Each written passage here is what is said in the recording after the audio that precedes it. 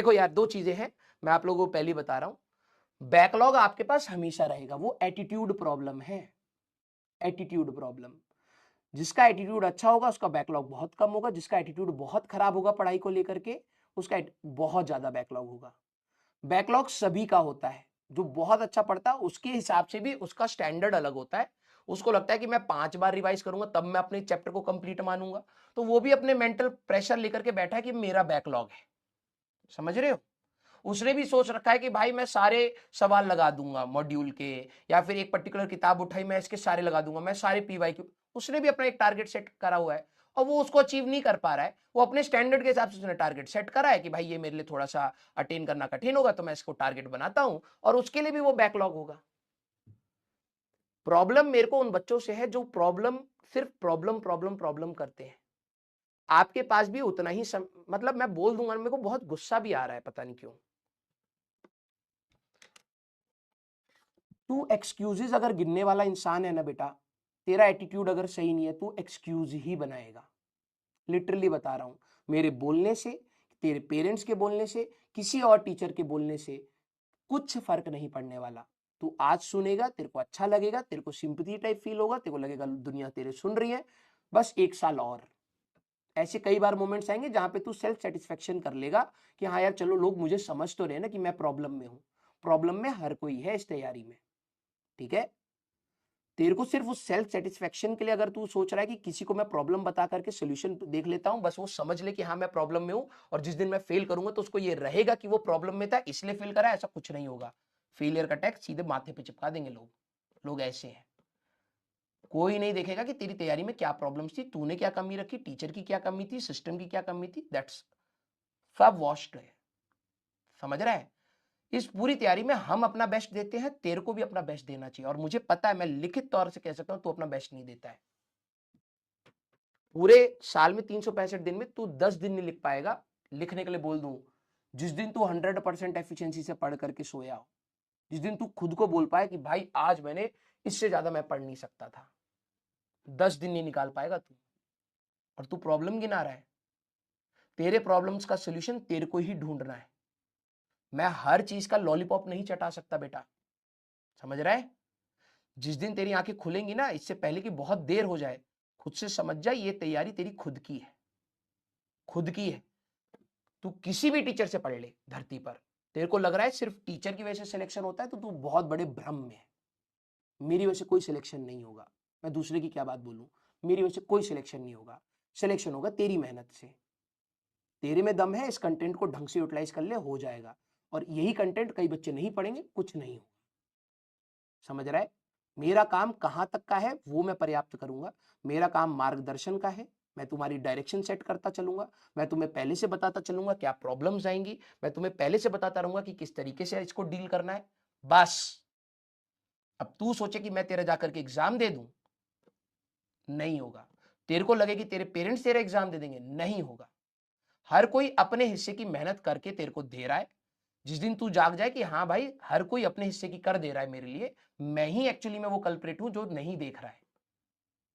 और जिन बच्चों को ये एग्जाम के रिजल्ट वाले दिन रियलाइज होता है ना, उससे बड़ा कोई प्रॉब्लम, मतलब इससे छोटी कोई उनको वो नहीं लगती अपने लिए जगह कि भाई इससे ज्यादा कहां जाकर के मैं छुपूं।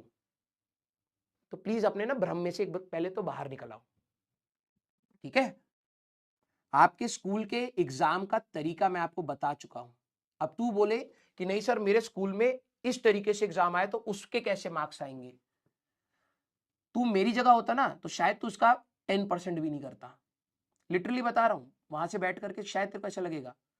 मैंने तेरे को स्कूल के लिए भी गाइड करा है, क्योंकि ये बैच किसका है पहले तेरे को ये भी क्लियर नहीं है। कई बच्चों को ये क्लियर नहीं होता। कई बच्चे कहते सर हिंदी में पढ़ाओ, शुद्ध हिंदी में पढ़ा दो। आई रिस्पेक्ट कि आप उस तरीके से पढ़ना चाहते हैं, मैं उसको डिनाई नहीं करूंगा, लेकिन ये बैच उसका नहीं था। कुछ बच्चे कहते हैं कि सर हमारे स्टेट बोर्ड में ये हो रहा है, ये बैच प्रॉपरली उसके लिए नहीं था। हाँ, ये बैच आपके कॉम्पिटिटिव लेवल का था, राइट, साइमल्टेनियसली, क्योंकि आपका सिलेबस बोर्ड से अलाइंड होता है, तो आपको वहां पर हेल्प मिलेगी और आप वहां पर सपोर्टिव इस चीज को लेकर के समझ सकते हैं। लेकिन आपने क्या किया? आपने पूरा भार डाल रखा है इस बैच पर। ये प्रॉब्लम है, ये एटीट्यूड प्रॉब्लम है। आपको लगता है कि नहीं यहीं से कर लूंगा सारा हो जाएगा। ये मिल जाए बस मेरे को हो जाएगा, ऐसा नहीं होता। स्कूल के एग्जाम का पैटर्न अलग है, वहां पर आपको लिखना पड़ेगा, डिराइव करना पड़ेगा, स्टेप्स लिखने पड़ेंगे। अगर आप नहीं लिखोगे आपके मार्क्स नहीं आएंगे, चाहे आप किसी से भी पढ़ लीजिए बेटा, मैं पहले ही बता रहा हूं। ये भ्रम निकाल दो अपने दिमाग में से, आपको ही करना पड़ेगा, ठीक है। और जिस दिन आप हाथ छोड़ करके चलने लगेंगे ना टीचर से, तभी आप ग्रो करेंगे, अदरवाइज आप हमारे साथ ही रह जाएंगे। मेरा टारगेट सिर्फ अपनी, जहां तक मैं अपनी लाइफ में स्कोर कर पाया था उससे ऊपर ले जाने का है। मैंने कई बार आपको पढ़ाते हुए बोला है, बेटा पढ़ते समय मैं गधेपंती में मैंने ये गलतियां करी, बोलता हूं या नहीं बोलता हूं? क्योंकि मेरे को चाहिए कि मेरा बच्चा वो गलतियां तो एटलीस्ट ना करे जो मैंने अपनी लाइफ में करी है, उससे कुछ सीख करके वो मेरे से बेहतर इंसान बन करके निकले इस सिस्टम से। समझ रहा है उस प्रोसेस को? तो प्लीज आप लोग ना थोड़ा सा पॉजिटिव एटीट्यूड रखिए। रोने पीटने वालों बच्चों की ना लाइन 2 लाख के बियॉन्ड होती है, वो रो ही रहे होते हैं, करने वाले अंदर होते हैं। तो आप डिसाइड कर लीजिए, अगर आपका एटीट्यूड रोने वाला है तो आप 2 लाख के बियॉन्ड ही गिरेंगे जाकर के रैंक में, और अगर आप करने वाले हैं बच्चों में से तो आप अंदर आ जाएंगे। अब आपके ऊपर है बेटा। इरिटेशन होती है यार, क्योंकि आप ये सोच रहे कि यार हर कोई हर चीज मैं नहीं करूंगा, जिस दिन मैं नहीं होऊंगा तो क्या तेरी पढ़ाई रुक जाएगी? ये बता, जिस दिन मैं गाइड नहीं कर पाया, मैं नहीं हुआ, ठीक है, तो क्या तू पढ़ाई करना छोड़ देगा या तेरी लाइफ रुक जाएगी? चलेगी ना भाई। तो तू ये मान करके अभी क्यों नहीं कर सकता है? मान करके अभी क्यों नहीं कर सकता है? मैं ही बोलूंगा कि बैकलॉग